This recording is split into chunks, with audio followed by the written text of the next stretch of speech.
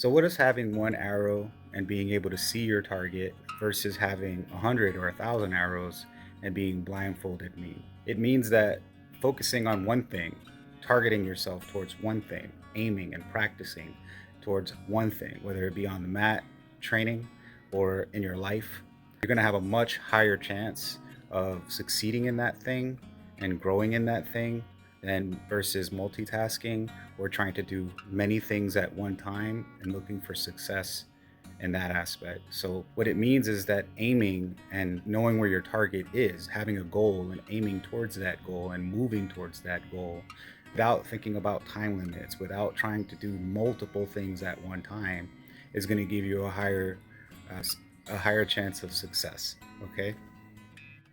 So, even a man of many talents, which, I considered myself that, and being able to illustrate and problem solve and build things. Always something I wanted to do, always something I believe I can do. I always think I have so much time to be able to do and create so many different things besides just training martial arts and teaching. I want to write, I want to, create, I want to play basketball with my son. I believe everything I can get my hands on, I can succeed at, but it's a false it's a lie. We don't really have the time to do that. And in the end, you end up being a jack of all trades and a master of none. Just think about this. There is no good part-time anybody, right? Like, I mean, you can go to school part-time, you can plumb part-time, handyman part-time. You can be all right at it, but you're not going to be good at it. If your goal is to be good at it, don't be a part-timer. That doesn't mean that you can part-time things. For instance, if you're a hobbyist at jiu-jitsu and you train 3 days a week, when you come to class, train smart. Don't train hard. Don't just go there without a goal. Go there with your part-time in mind and get the best out of your time. So get the best out of that arrow. Aim towards that target. If you're 3 hours a week or 4 hours a week towards what it is you're doing is consulted in the way where you understand you're learning fundamentals, base, and getting your foundations in order, then that's different. Then you can part-time things. But if you're trying to juggle multiple things and succeed at these things quickly, like many people shooting arrows off here, here, here, here, and it's only been a year or 2 years, and they quit everything because they feel, oh, I'm failing at everything. It's because they're trying to attain success so quickly that they don't even give a chance for roots to form in anything that they do. And remember, you can put 3 4 years into something and feel like you're failing and not see a sprout in your plant, but roots are underneath. They grow first. So before you quit at something, which everything requires time and effort, don't let the scam artist make you think otherwise, unless you are, a scam artist, which you could be that and maybe it worked quick for you, but it's not going to take you anywhere good. But if you are humbly working on something and putting your efforts heavily towards that thing and committed with a goal and thinking about foundations first and seeking guidance and finding foundations and basics and practicing those things, even at a slow rate, you are still going to grow as a part timer. You just won't get there as fast as someone who commits full time. Now, I'm very guilty of being this humbly talking, not just in my life, but on the mats. I would say that uh, people used to call me very impulsive, but my argument would say, well, everything I started, I completed, which is true. I completed my comic strip. I completed, artworks that I finished, or I completed working as hard as I could as a tattoo artist, or I committed myself on the mats for jujitsu, or committed myself in the ring for boxing. However, those choices were made impulsively because I wanted to do them, and I wanted to get good at them so quickly that I burned myself out and never found success, true success. Yes, I could blame injuries. Yes, I could blame health, but it wasn't those things that really held me back. What it was that I would find myself bored in my commitments because I couldn't commit to a foundational study. I always wanted to be different or out there or find something new or hurry up and learn how to do it so that I could do what I wanted versus doing what the act wanted of me, right?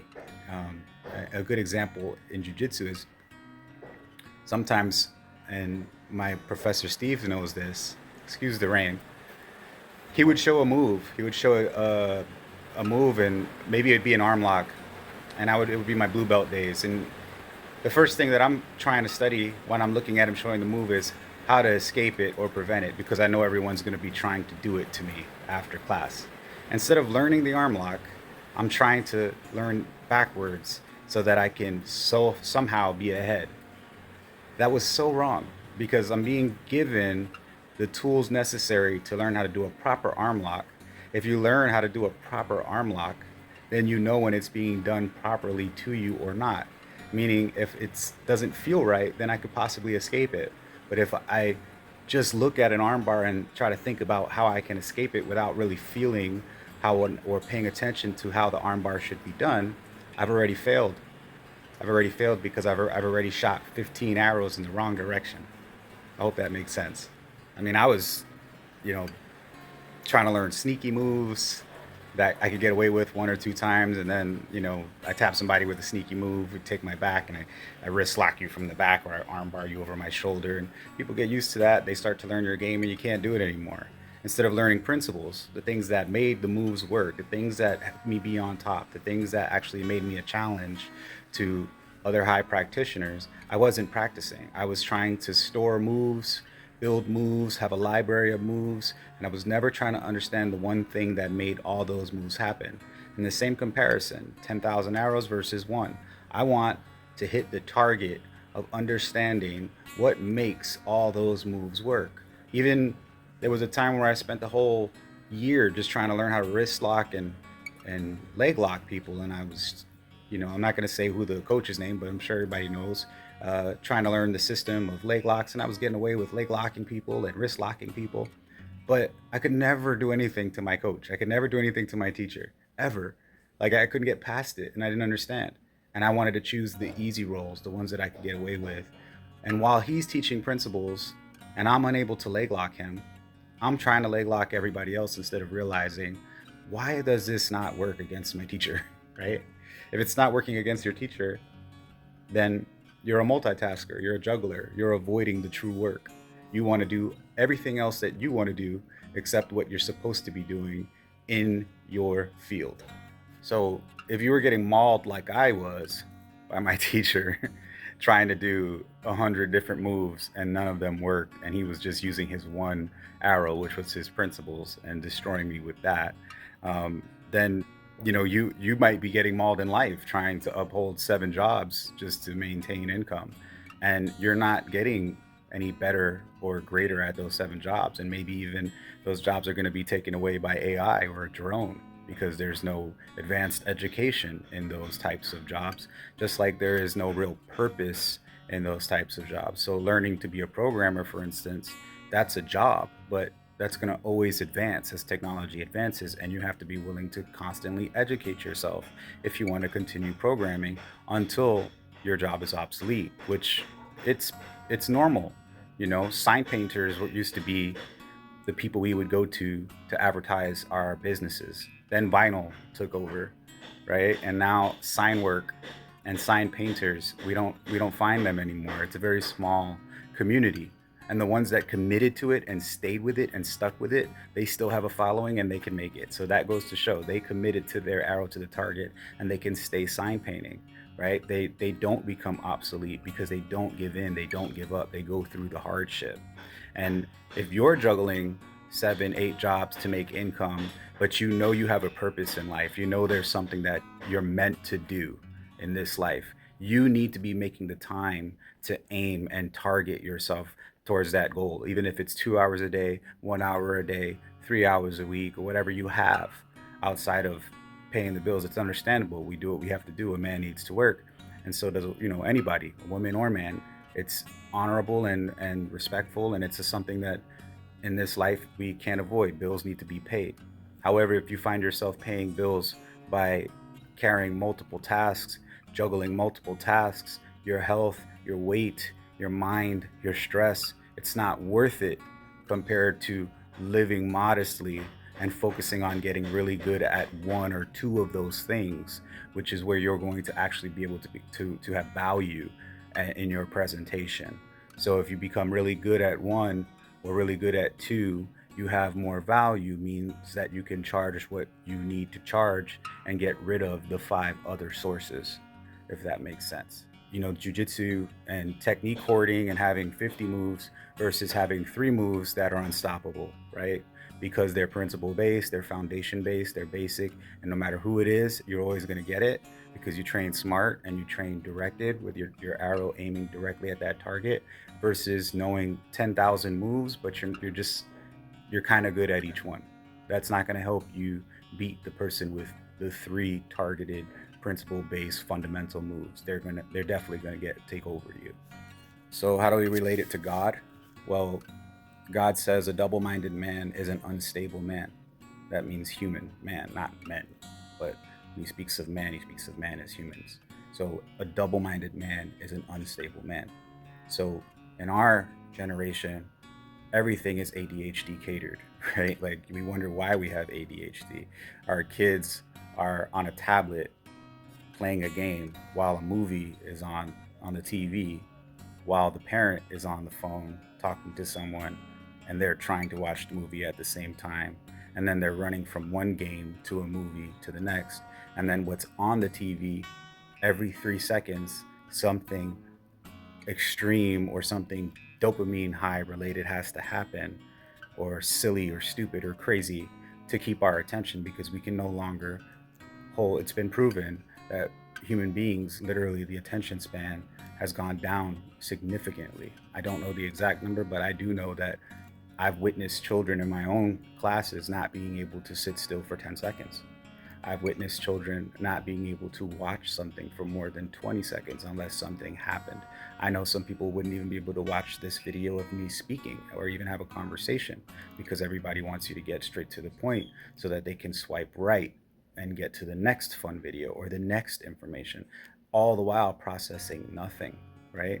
So if you notice, everything on television nowadays, the TikTok culture, the social media culture, the AI video culture, if you can't get through 30 seconds without an explosion, some kind of stupid joke, or something that gives you a dopamine high, then you're training your brain to not being able to pay attention or have ADHD. And if you're allowing your children to do it too, that's happening to them too. It's not something they're born with, it's something that they train their brain to be. Just like every bad habit you've trained in your life, you weren't born with it. Trauma, things in your life gave you that diagnosis or of whatever the doctor wants to call it. So be very careful about how many things you're juggling in your life and how many things you allow your children to juggle in their brain and what they watch and what they do. Signing up your kid for music and then soccer and then jujitsu and then gymnastics, that's great because you're giving them an opportunity to pick the one thing they really like or that they excel in. But by constantly giving them things to make them happy and keep them busy all the time, they grow up to expect constant differentiation in their life. They don't want to do one thing, they want to do 50 things, to the point that people literally will brag about being a multitasker. They think that that's a good thing. God says it's not. If God says it's not, and we've already seen the results of a multitasker, somebody trying to do 5 things at once, you see 5 crappy results versus one person focused on one thing at a time, you always get a much better result. One way you can overcome this thing on the mat if you're training jiu-jitsu is don't roll with a time limit. Unless it's comp class, cut out the time limit. Learn to conserve your energy. Learn to relax in bad places. Learn not to move unless it's necessary. Just learn how to set your frames and defend and be comfortable, whether you can move or not. Learn to harness the energy of another person, connect to them, and feel where they're trying to push, pull, go, and help them go in those directions. You're not going to get there unless you're focusing, your one arrow focus. If you're trying to do the move you want to do, you're trying to do jiu-jitsu instead of jiu-jitsu, then you're practicing the same problem, the ADHD problem. You're trying to juggle 50 moves you want to do in one roll, or the 20 things you think you can do in one roll, instead of focusing on the one thing that can actually save you in every roll. Maybe you're just practicing defense, just not getting submitted. And 90% of the time, that's going to give you an opportunity for offense, because people will overextend themselves to try to submit you. And when they overextend themselves, they leave an opening. And when you see that opening, you can take it, just because you focused on the fundamental of defense, or just focused on that one thing that you were trying to do in your role. So it's not about, training 50, 60 hours a week and going all in like that. That doesn't mean that you need to quit your job and go do jujitsu, and make the mistake like I made. What it means is you need to take the time that you do have, if it's 2 days a week, 3 days a week, whatever you do train, and you need to put more focused, smart, fundamental based time into those hours. You need to train smart, not train hard. There are people, and I know many of them, who gained their black belt in 4 years training 3 days a week, just because their mindset was focused on learning jiu-jitsu, and they practiced solo on and off the mats. They visualized when they weren't training. They read when they weren't training. They did flow rolls in their mind when they weren't training.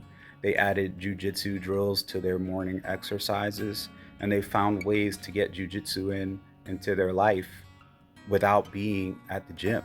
So there's no excuse. You can always excel at something. Just make it one thing instead of 50 things. Try to focus on one thing instead of 50 things. And it's a homework for you. It's a homework for your children. It's a homework for us all, especially in this day and age.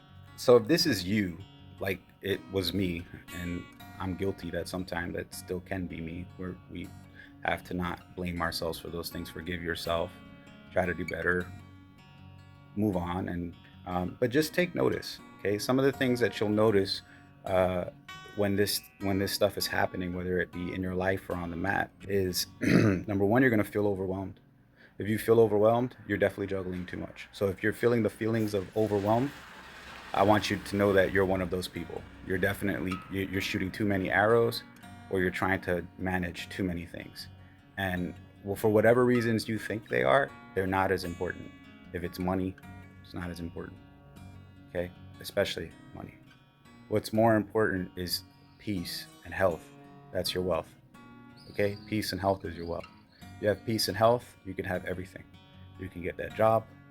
You can get that goal. You can be the father you need to be. You can be the mother you need to be. You could be the friend you need to be. You could be all the things that you want to be, if you can take the time to take the 50 things you want to do and do each thing one at a time and finish it. Even if it is 50 things, don't juggle them. If it's 50, if each thing represents a juggling ball, don't try to keep them all up in the air. Grab one juggling ball, focus on it, finish it, and then move to the next. Okay? It's like writing letters. Write a letter to each problem and solve it, and focus on foundational principles that help you to understand what's necessary to finish that project versus juggling up in the air. Now, in regards to jiu-jitsu, let's say this. A man with a plan, let's say all his focus for his jiu-jitsu is figure out how to close the distance in base, take you down with his favorite takedown, body lock, a sotogari, pass your guard if necessary. He's got 1 or 2 guard passes that he's mastered. Mount you, doesn't know anything, knee on belly, side control, back, doesn't know any of that. Just wants to mount you, knows how to mount you and make sure you can't get out. Mounts you, and then submits you with an armbar or a choke. Doesn't know any other but 1 armbar and 1 choke. That's a dangerous man, especially if he's practiced that 10,000 times. Now, if you go into training or sparring with a man or a woman like that, that man certainly has a better chance than someone who's training a bunch of moves, 10,000 moves, and gets into a fight hoping that he lands one. That's not going to work. So aiming and having a goal is always going to give you the higher chance of success. And when I mean the higher chance of success, I mean very high chance of success. It's said in even the MMA world that the belt is won in the training center or in the gym, and it's just collected in the ring. So it's just whoever is working hardest and smartest. Whoever's working hardest and smartest you're going to see them excel in whatever it is they're trying to do. That doesn't mean we all need to be judo champions or jiu-jitsu champions or CEOs or millionaires. Maybe you just want to be a good father, right? I want to be a good dad. So I have to take time out of my day to focus on principles of being a good father, whether I'm reading about it, learning about it, and practicing it little by little. I'm learning.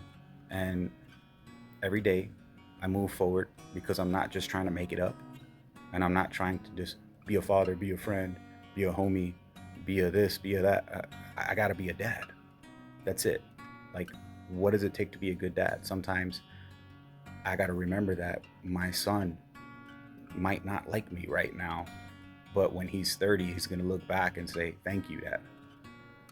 But if I was focusing on trying to be his friend instead of his dad, I would be so overwhelmed with juggling the concept of how can I make him not mad at me, but also discipline him, but also, right? It doesn't make sense.